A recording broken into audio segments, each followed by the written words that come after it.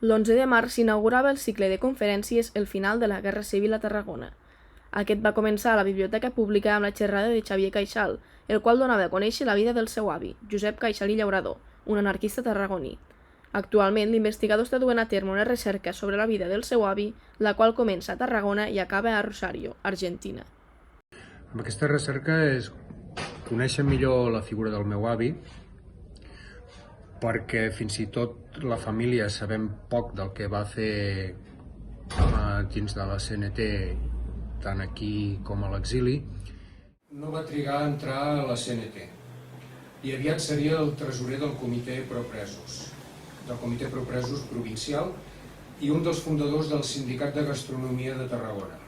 Jo, sense saber que el meu avi havia sigut de la CNT, fa uns 20 anys em vaig afiliar a la CGT, que era una escissió de la CNT, i vaig ser secretari general d'un sindicat aquí a Tarragona.